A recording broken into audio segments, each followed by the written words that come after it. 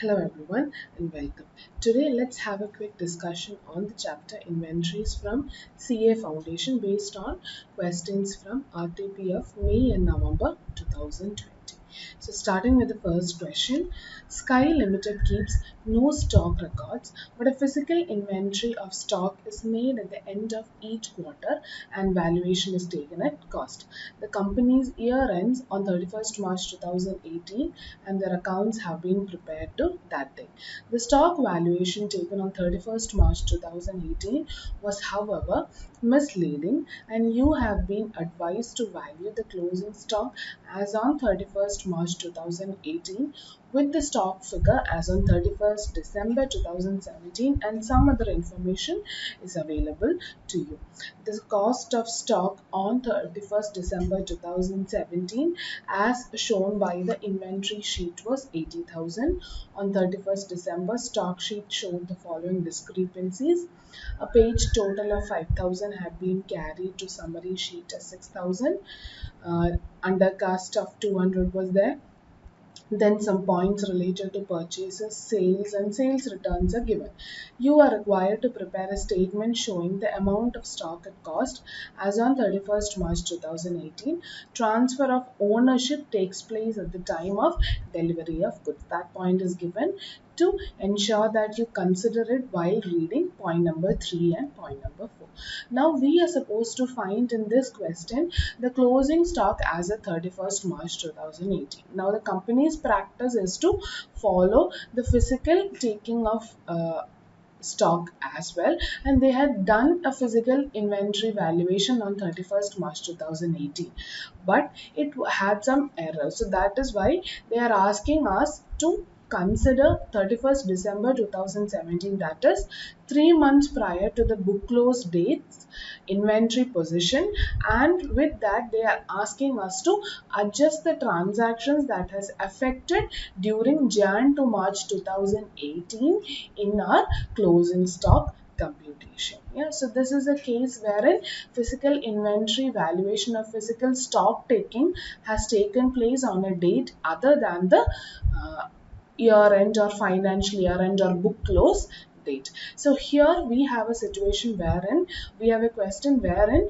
we have to consider a stock which was earlier than the 31st, earlier than the book close date, that is 31st December 2017. So that should be our starting point. Yeah, so this comes from the portion physical stock taking at a date before year end or after year end. Yeah, so valuation of closing stock.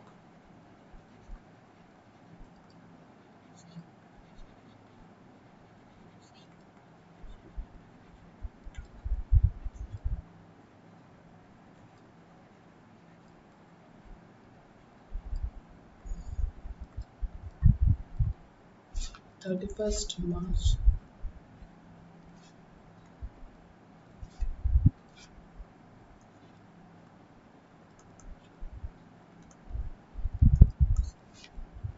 So we have to start with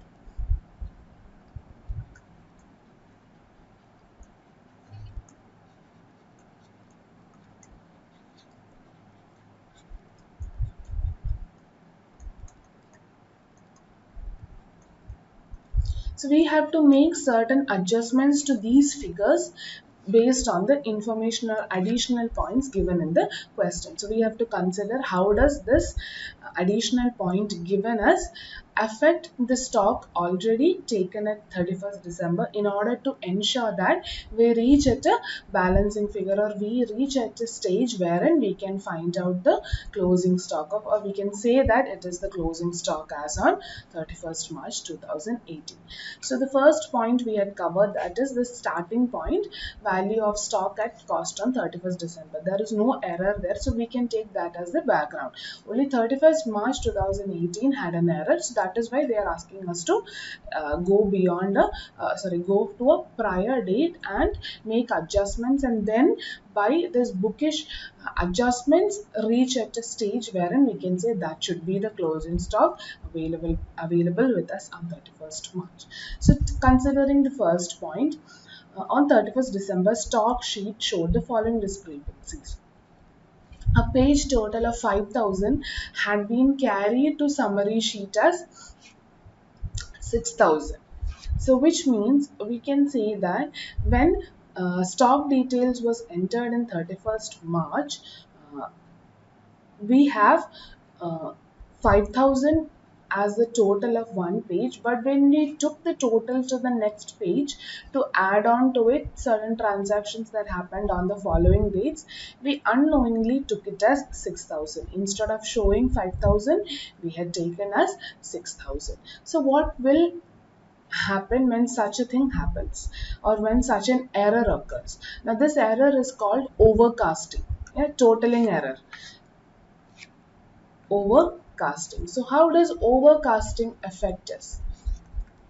So overcasting, we can say that, has resulted in an increased value of stock in the starting point taken by us, 80,000.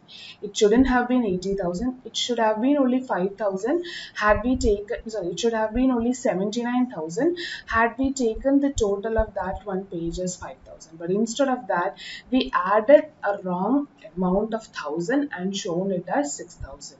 With that 6,000 as our base, we ended up getting a closing stock of 80,000 on 31st December. So how can we remove the error of that overcasting? We will reduce the overcasting figure and ensure that this base reaches a point wherein this error doesn't have any effect on the figure. So therefore, less overcast in cost sheet. Overcasting is nothing but totaling error and then posting that error figure into the next stage. That is what overcasting, and this you would have heard in your rectification of errors chapter also. And we will write the computation 6,000 minus 5,000. So therefore 1,000 rupees. Now the next point we will have is the total of a page had been undercast by 200. So here we have an undercasting. The first error was overcasting, wherein we took extra amount to the cost valuation. The second case is whatever was there, when we took it to the next page, or when we took it to the total 80,000, we recorded it at less by 200, which means the amount shown here, 80,000, is short of that 200.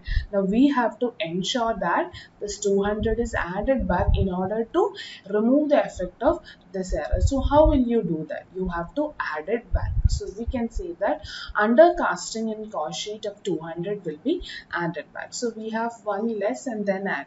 So in presentation time, you can either collectively record all less items together and all add items together, or you can, as and when you get a question, or as and when you read an error, you can go ahead and keep on writing add less as the error leads you to. Yeah, so a better presentation would be to combine all add and lesses separately. So that is the reason I'm going to just follow that. It is not a compulsion.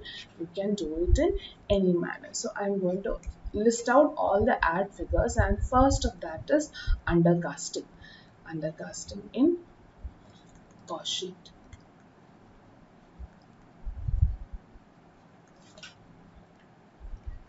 200 rupees.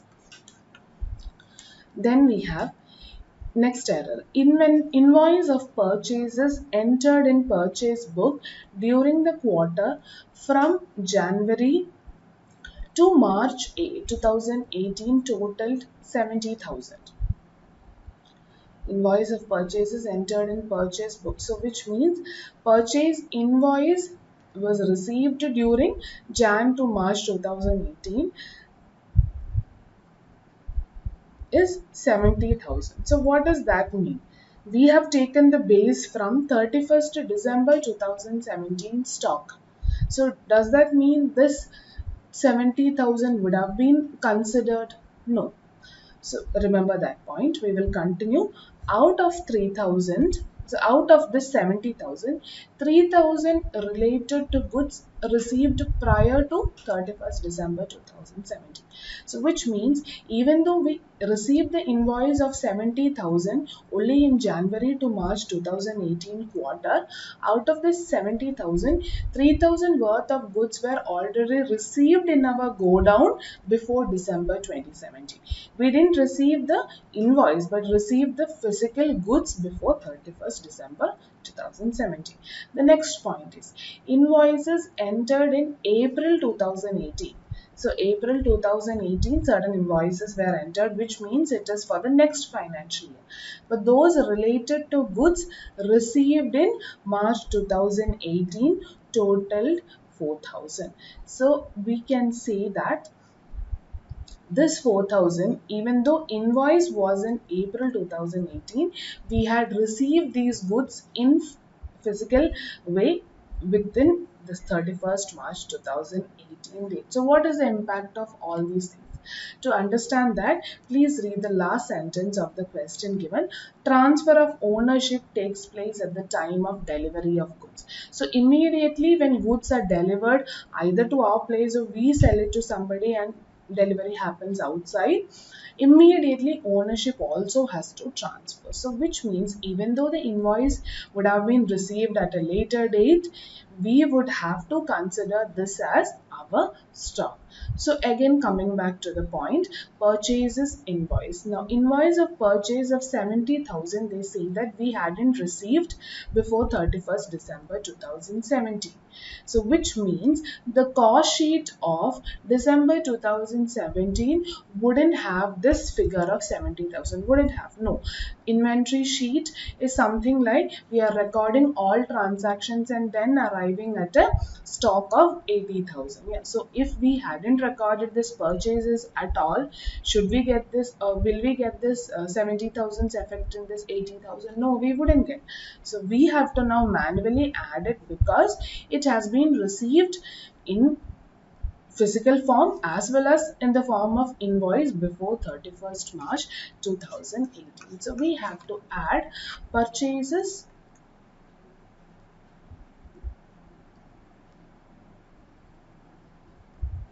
during Jan to March 2018. I'm just going to write that, but we will have the adjustments shown within the bracket. So 70,000 is the total of invoice that I had received. Now out of this, they say that 3,000 was already received as physical goods prior to 31st December 2017. So which means if I had already received these goods prior to December 2017, wouldn't it have already be recorded as part of this 80,000? Yes. So should we again consider it? No, it will become like a double computation. So therefore, already considered 3,000, we will eliminate from this 70,000 worth of invoice. Let's continue our discussion. We also have certain invoices which we received in 2018. That means purchases entry or invoice is only in next financial year, but goods were already received in our go down before March 2018 of 4,000. Now if transfer of ownership takes place at the time of delivery of goods itself, we can say that even though purchase invoice comes only in next financial year, I have received a physical delivery of these goods and hence I should consider this also as part of my closing stock. So is it included in the 70,000 invoice? No, this 70,000 invoice is about only those goods that were received within March 2018. So therefore, this 4,000 should additionally be added, because while if I go and take the physical counting also, this 4,000 would have been there in my go down. So therefore, I can say my purchases that I have to add to the stock is 71,000 rupees. Now next point, sales invoiced to customers totaled 90,000 from January to March 2018. Just like purchases, when we have given sales, we have given the invoice only in Jan to March, and that sales were a total of 90,000. Of this, 5,000 related to goods dispatched before December 2017, goods dispatched to customers before 31st March 2018 but invoiced in April 2018 total 4,000. So this is similar to purchases. The only difference is it is a sale and it is happening from our go down to outside customer. So when sales has occurred, it means that our stock has gone down. Yeah, so it is not included in the, or it is not considered in our starting point of 31st December 2017 stock. So at the end we are supposed to find out the stock which is there in my possession or which is there as per my cost sheet on 31st March 2018. So this sales is gone out before that ending date of 31st March 2018. So should I still record it as part of my closing stock? No. So I have to eliminate it. So sales during Jan to March 2018. So that is 90,000. So I'll eliminate that. Then out of this 3,000 goods, 5,000 goods were already dispatched before 31st December 2017. Invoice only had happened later, but goods were already removed from our go down or from Sky Limited's go down before 31st December. So this 5,000's effect would already have been recorded or shown in the 80,000 figure. So should we again consider this 5,000 since invoice includes this 5,000 now within this 90,000? No, because that 90,000, even if it has the invoice figure, 5,000 when delivery has happened before 31st December, that delivery's effect would have come in the 80,000 given as a starting point. So I am going to eliminate this 5,000 just like we have done for purchases. Yeah. The next is another sales has happened, but invoices were done only in April 2018. But goods were delivered or dispatched from Sky Limited's go down before 31st March 18 itself. So you have to treat it as another sale. The only difference is the sale invoice would not have gone out from the company's billing cycle. But the stock has moved out and hence I cannot say that the stock is in my possession any longer. So therefore, I'll add it to the sale figure. I'm just adding it to the sale figure doesn't mean I am adding it to the stock. I'm ultimately reducing the entire figure in stock. Yeah? So 4,000. Now these information or these amounts are given with respect to sales, but closing stock or stock computation always happens at cost or NRV, whichever is less. Now NRV figures are not given and we have all information based on the cost elements. So sale also, even if say it is mentioned as sales, we will have to convert the sale into the cost of sold goods or cost of sales in another terms, and then that cost element only should be adjusted in order to ensure that we reach at a balancing figure of something which also will be in cost. Otherwise we wouldn't get an amount which has cost, because all elements are cost. The opening or starting point is cost, overcasting that is in cost sheet, so that will be based on cost, undercasting is based on cost, purchases is based on cost. The only element which is not in cost price is sales. We have to ensure that when you eliminate sales, you do not eliminate the selling price, you eliminate the cost price of those sold goods. So this is the selling price we can say. And how much is it? It is 89,000. Now this is the selling price. So from this I'll eliminate the profit element. Now how much is the profit element? Profit element, they say that it is 25% of cost. So 25% of cost means how can we compute the profit involved in 89,000. Now 89,000 represents selling price. Now if profit is 25% on cost, we can say the information given to us, cost price can be assumed as 100 and therefore gross profit will be 25 and selling price will be 100 plus 25, 125. So if 89,000 is the selling price, how do we compute the profit? 89,000 represents selling price. Out of that, we have to compute the profit element, which is 25.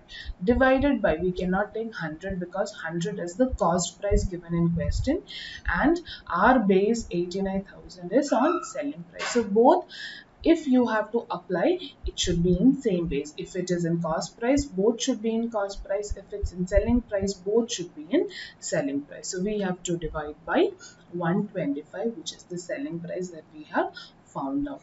So therefore 89,000 into 25 divided by 125, we can say 17,800 is my profit element included here. So therefore we will get, I'll just write cost of sale. So we will have the cost of goods sold during this period, which has to be eliminated to the extent of 71,200. Yep. And then we move on to the last point. During the final quarter, credit notes at invoiced value of 1,000 had been issued to customers in respect of goods returned during that period. That means credit notes is nothing but sales return, and debit notes are purchase return. So credit note means it is something called sales return. So when sales return happens, customers return the goods back into Sky Limited's godown, and this invoice has happened during that period.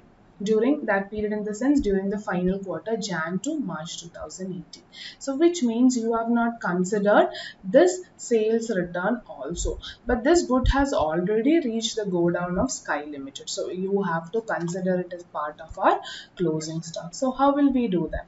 We have to add back the sales return, just like we have done purchases, because purchases also goods come into the possession of Sky Limited, and sales return also goods come into the possession of possession of Sky Limited. So cost, here also we have sales return. So when sales are recorded at invoice price, sales return also will be recorded at invoice prices. But should we consider invoice price here? No, we should consider every element in cost figures. So therefore, even though the amount given of sales return is 1,000 rupees in invoice price, we have to convert it into the cost price, just like we have done for sales. So cost of sales return. Now it was given that 1,000 was the selling price. So if 1,000 was the selling price, how much is the profit? We can compute 1,000 into, just like we have done the previous computation, 1,000 into 25 by 125. So I can say 200 was the profit in this. So which means it was goods worth or costing 800, which was sold and then returned back to the company. So 800 we will add. Now let's quickly go back to the question, and we see that we have covered all the points given here, additional which has happened from 31st December to March 2018, which should be considered in order to ensure that you reach at a closing stock as on 31st March 2018. So therefore, cost of March 2018 is going to be 80,000 minus 1,000 minus 200 plus 200, 17,000. So we can say the closing stock as on 31st March 2018, which should be taken to trading as well as balance sheet, is 79,800. Yeah. So with that, we complete this question. Now this question was from May 2020 RTP. We have a similar type of question in November 2020 also. Inventory chapter, both RTPs have similar kind of question, wherein it is talking about physical stock taking at a date other than the closing date. So we will quickly deal with the second question from November RTP also, and with that we will conclude our discussion on this inventory chapter. A trader prepared his accounts on 31st March each year. Due to some unavoidable reasons, reasons, no stock taking could be possible till 15th April 2010, on which the total cost of goods in its godowns came to 50,000. So here our starting point is at a date after the close of year. So we will have to think how to make the adjustments. In previous case, our closing stock base given was a date prior to the year end or book close date, and second case it is a date which is after book close date. So there could be certain adjustments you will have to make in this case. So do not by heart this less and add like overcasting or undercasting. It all depends on the base that you are taking. The base meaning the base of given as closing stock or stock at a date prior to balance sheet date or at a date later than balance sheet. So it all depends on that. Just like your banking reconciliation statement, wherein if the starting point is passbook and if the starting point is cash book, the same errors or same adjustments you will treat it in different way because the base has changed. The following facts were established between 31st March and 15th April 2020. So here, since stock taking happened on 15th April at a late after balance sheet date, they are giving us certain information regarding stock which has occurred from balance sheet date to this 15th April. That is a 15 days gap. Sales 41,000, including cash sales 10,000. Purchases including cash purchases 1,990.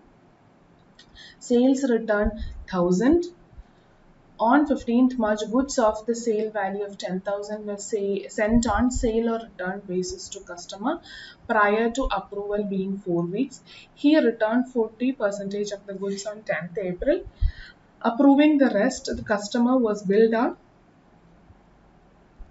16th April. The trader had also received goods costing 8,000 in March for sale on consignment basis. 20% of the goods had been sold by 31st March and another 50% by the 15th April. These sales are not included in above sales. Goods are sold by the trader at a profit of 20% on sales. You are required to ascertain the value of inventory as on 31st March 2018. Sorry, 31st March 2020. So let's quickly do this problem also.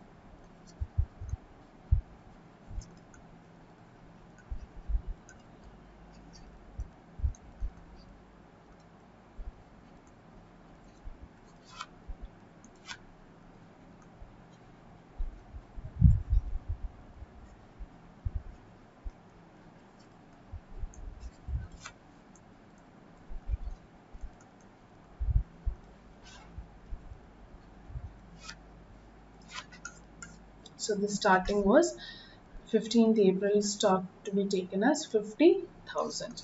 Cost is given as 50,000. Now let's read one by one the additional points given.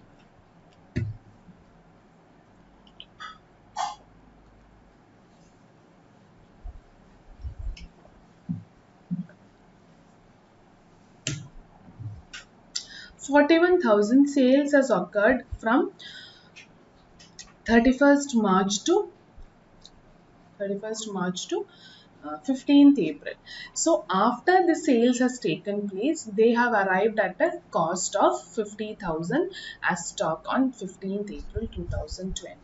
So which means we are supposed to reach at a closing stock as on 31st March 2020. So on 31st March 2020, was this a sale? No.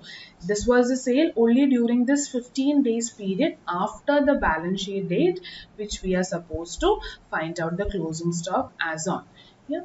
So if the sales has occurred after balance sheet date, on balance sheet date, these goods that were sold would have also been my stock. So therefore, what should have been done? The sales would have reduced my stock, which has been given as 50,000 on 15th April. It has been removed from the stock list and then we had arrived at a stock of 50,000, but on 31st March these were still my stock. So what should be done? So sales I should add back in order to ensure that I reach at a stock position as on 31st March when these goods were not sold at all. So therefore add. Now, when we are adding, sales is given, but sales will be given at the selling price. But when we are adding, we only need to consider the cost price, just like in the previous question we had taken up. So, therefore, add cost of sales during 31st March 2020 to 15th April 2020. The sales were 41,000. Now they have given that out of that cash sales were 10,000. But we shouldn't be bothered whether it's a cash sale or credit sale. We have to consider whether these items or points given to us affect our stock. So even if it's a cash sale, even if it's a credit sale, our stock is going to go out from the business. So it is going to affect my stock. So this bifurcation of cash and credit doesn't actually serve any purpose for us. So don't consider this. You can actually ignore this bifurcation given and consider the entire 41,000, because this entire 41,000 goods have been gone out from the business. So 41,000 is the selling price. Now, what about the gross profit? If we have to arrive at the cost, we need the gross profit also. And gross profit here directly it's given 20% on sales. So I can say my profit is 41,000 into 20%, because the percentage of gross profit ratio given is also on sale, and the starting point or the base on which we have to apply this percentage is also on selling price. So whenever a profit GP ratio is given, I believe you are aware of GP ratio. GP ratio, the formula is nothing but gross profit divided by sales into 100, because the gross profit that we find out in trading, we generally earn it by selling certain goods or services. So it is directly proportional to the sale figure. That is why GP ratio is generally computed based on this formula, gross profit divided by sales into 100. But some cases, question will also give you GP ratio on cost. That doesn't mean that if you don't have GP ratio on sales. General formula is this, but they have given on cost how much it will be. So we are converting it into on sales and finding out. So that is what we have done in here. If 25% GP ratio is on cost, how much will be GP ratio on sale? That is what is given here, 25 by 120 that we have found out. So based on the question given, you will have to formulate accordingly your answer. Now, whenever GP ratio is given, see whether it is given on cost or on selling price. If the question is silent as to the trader earns a profit of 20% or 25% without having a suffix of on sale or on cost, we can always assume it is on sale, because GP ratio's general formula is based on sales. So if question is silent on the percentage of gross profit without on sale or on cost being mentioned specifically, it has to be always assumed on sales. But if it's on cost, it will be specifically given, because on cost is not a formula. That is a question technique wherein they are asking us to compute on sale or on cost and compute the gross profit or cost accordingly. That is only for maybe tweaking the question a bit, but otherwise GP ratio always is on selling price. So if question is silent after the percentage, it always means the given percentage of GP ratio is on selling price, never on cost price. Cost price should be specifically mentioned like this as a suffix, 25% on cost. Yeah. So here anyway 20% on sales is specifically given. So if you come across a situation wherein on sales or nothing is mentioned, assume that it is always on sales, because this is the formula for GP ratio in general. Yeah. So 20% on sales is given. Now the next point is whenever 20 percentage or this profit percentage is given on a base, that base has to be considered as 100. So here if sales is the base given, sales has to be, or selling price of one unit has to be considered as 100. So if selling price of one unit is 100, how much will be the gross profit? That is what is given, 20 percentage on sale. So 20 percentage on 100 will be 20 rupees. Therefore, I can say my cost price is 80 rupees. In previous question, it was given as 25 percentage on cost. So when the base in question is given as cost, we consider that base to be 100.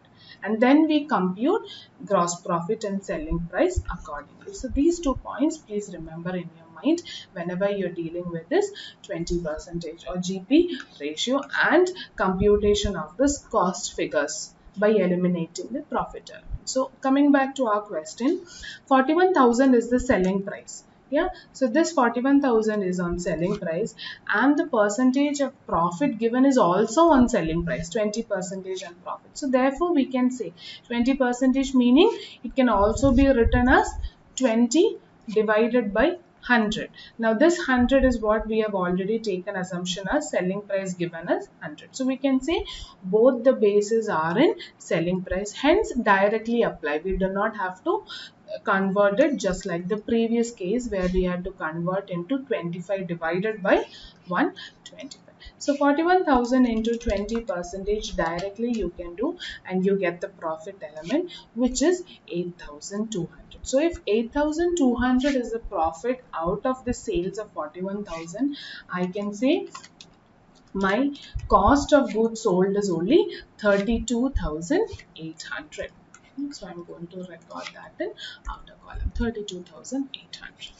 Now coming back to the next point, purchases are given. 5,034 is the purchase, and there also they have given a bifurcation of cash purchases, but that's not relevant for us. Just like we had discussed sales, even if it's a cash purchase or credit purchase, we are still receiving goods into our godown, and all those goods are going to have an impact in my closing stock. So I have to consider full purchases, be it credit or cash. Now, if purchases were done in 31st March 2020 to 15th March 2020 gap, was this goods there in our possession as on 31st March? No, it was not there. But the base which we had taken as 50,000 includes this purchase, because we have been given a stock after considering all this below points. So if the stock is already included in the 50,000 base that we have taken, and it shouldn't be there in the closing stock as on 31st March 2020, what should we do? We should subtract it. So that is what we are going to do next. Less purchases. Purchases 5,034. Now sales, cash sales or credit sale doesn't have an effect. So full amount we are going to reduce, 5,034.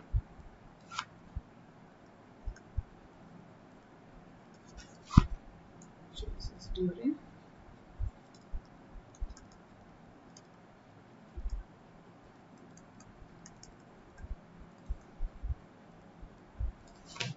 Let's read the next point, which is sales return. So now when sales return occurs, goods come back into the possession of the owner or the trader. So which means his stock again would have increased. But this sales return is something related to the sale that has happened within this 31st March to 15th April 2020. So if you had read the full question at one glance and then recorded, you have two ways of presenting. One is you can adjust from the sales return and then record the net figure. Yeah, or just like we are doing, we will take one by one each point and treat it accordingly. So sales, if we have treated 41,000, sales return we will treat it separately. Now what will be the effect of sales return? Now sales return means the goods have come back into the possession of trader and it would have been considered in the base of 50,000. So should it be included? No, we have to eliminate it because that did not happen on 31st March. So therefore, less cost of sales return. So you can say how you treat purchases, similar way you will treat sales return also, and how you treat sales in a question, similar way you will treat purchase returns if it was there. Yeah, because both these ledgers balances are same, the balance effect, debit and credit. So cost of sales return, 1,000 was the selling price, and how much is the profit then? Minus profit, 1,000 into 20 percentage, 200. So I can say the cost of sales return were 800. So I'm going to reduce that. Yeah. So this 800 I said we can adjust it in the sales itself. If selling price 41,000, we would have adjusted for the sales return and recorded only the net sales. So that could have also been one way of presenting. If you feel that is better, you can go ahead and do that. But answer anyway, we are going to get the correct answer. Provided cost of sales return, you subtracted just like purchases. The next point is, on 15th March, goods of the sale value of 10,000 were sent on sale or return basis to a customer. The period of approval being 4 weeks. So 15th March, if he had sold goods on sale or return basis and 4 weeks was given for him, he can send his approval on 15th April 2020. He has that much period for him to decide whether he should take up the sale or not. Yeah. He returned 40% of the goods on 10th April. So on 10th April, he had returned 40% of the goods, approving the rest. The customer was billed on 16th April. So which means if he has returned 40% of the goods, he would have accepted only how much? 60% of the goods. Now what should you consider to arrive at the closing stock of 31st March 2020? Now 31st March 2020, entire sale on approval or return basis were to be included as part of my closing stock, because approval time period was to be completed only after balance sheet date. So we cannot pressurize the person, the customer, to give your approval beforehand just because we have to close our books on 31st March. So that means on 31st March, the entire 10,000 goods that you have sold should have been considered as my stock lying with customer based on the sale or return or approval basis. Yeah. So now how can we make that adjustment, or to ensure that the entire goods come back into the possession of the trader as on 31st March, how can we record it? We have been given a closing stock as on 15th April. Now 15th April, we can see that 40% were returned. So which means this 40% return goods would have been included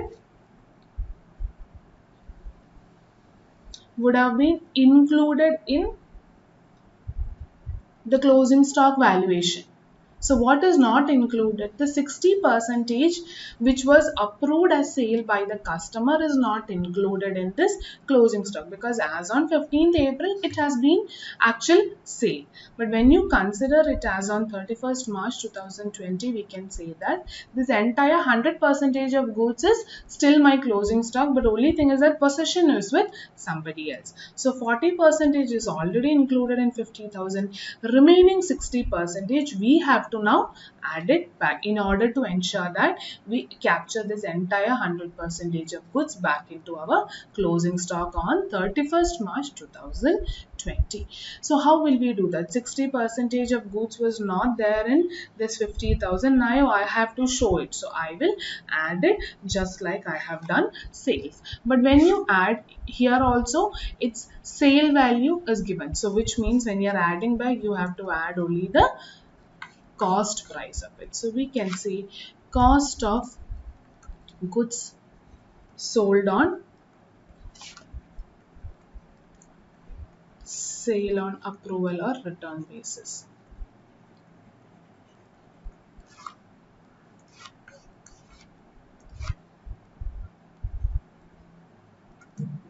How much was the total sale given? 10,000 was the selling value. Out of that, 40% has already been included in the closing stock because that was returned by the customer.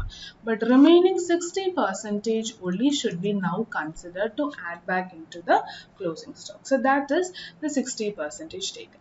But this is given at selling price and we need everything at cost price. So we have to remove the profit from this. For that, I'll multiply by 80%. That means selling price is this 10,000 into 60%. On that 80%, it is as good as showing this way presentation, wherein selling price I show separately and minus profit 20% on that. Instead of that, I can directly say selling price into 80% represents the same amount. If you feel it is confusing, you can go ahead and show in this manner. You will still get the same answer. So 10,000 into 60% is the sale value which has to be considered as stock. On that, I'll compute the cost price. So I can say 4,800 is the cost of goods that I have to add back into my closing stock. And finally, we have only the last point pending, which is the trader had also received goods on costing 8,000 in March for sale on consignment basis. 20% of goods had been sold by 31st March, another 50% by 15th April. These sales are not included in above sales. So in consignment situation, it mentions that the trader for whom we are preparing this closing stock valuation, he receives goods on consignment basis. So here we can say this trader is the consignee in the consignment transaction. So if he is the consignee, who should include the goods or include the closing stock of goods as part of this consignment in books? It should be recorded by the consignor who had originally sent these goods to the consignee. So which means the trader is not the consignor. Hence, this stock which he received as part of consignment, even though he has possession of it, that shouldn't be accounted for in his books of accounts as his closing stock. It should be the closing stock of the consignor. So therefore, let's read the point again. This trader who acts as the consignee in this consignment transaction receives goods costing 8,000 in March. Yeah, for sale on consignment basis, 20% of the goods had been sold by 31st March and another 50% by 15th March. So we can say that, and they say that the sales are not included in above sales. Okay, so we can say that as on 15th March, when this trader took the stock value on in his go down, he had already made sales of this consignment goods to the extent of 20% and 50%. 20% on March and 50% on 15th April. So by 15th April, whatever goods he had received as consignment basis, 70% of it was sold. So remaining 30% was still with him in his go down. But he is a consignee. So should he account for this 30% goods in his books? No, he shouldn't account it. But no, let's go back to the start of the question. They say that no stock taking could be possible till 15th April 2020. So till 15th April, stock taking was not possible. And on that date, this trader took the stock taking in his go down and then it came to 50,000. So when he physically goes and checks and counts it to 50,000 worth of goods, he would have unknowingly added this 30% of goods also because it is in his possession. The only thing is that ownership was not with him yet. So this 30%, it is included in the stock of 50,000 because he had physically gone and tallied or total the goods that were lying in his godown. So what should we do? It shouldn't be part of his stock at all. You will have all these confusion as to 20% on March, 50% on 15th April, and all those things had this been the consignor's books of accounts. But this is not the consignor we are talking about. This trader is the consignee in this engagement or in this agreement. So whatever goods he possesses is only in his possession. The ownership is still with the consignor. And if you remember consignment chapter, the consignor in his books in consignment account shows all these goods lying with the consignee also as part of his closing stock, never as consignee's closing stock. So which means this 50,000 has an unsold stock of this consignment goods included, which should not be part of this trader stock. So we have to eliminate that also. So therefore we can say unsold stock of consignment goods. Yeah, I hope you understand. It is because we make this adjustment only because he's the consignee. So please read that adjustment, very important. Do not treat it as normal consignment and he's the consignor. No, it specifically gives an indication that he's a consignee, and therefore whatever stock he possesses is not his stock. That indication is given to us. We have to ensure that we treat accordingly. But if you don't read it and treat it as a consignor, we will think of all this 20% and 50% and how to go about it, which will ultimately create an error in your answer. So unsold stock of consignment agreement. 80,000 was the cost of goods received. It was given as cost, and out of that 30% is still not sold. Yeah, so 30%, how did we get? 20% was sold in March, 50% was sold in April. So which means remaining still unsold is only 30% in his possession. That has to be eliminated. So 30% of 8,000 is going to be 2,400. So 2,400 also I'll eliminate, and that is the end of all adjustments given. And therefore we can say the closing stock on 31st March 2020 at cost is going to be 50,000 plus 32,800 plus 4,800 minus 5,034 minus 800 minus. It is 79,366. So with that, we complete this question also from inventory chapter, and I hope it is clear.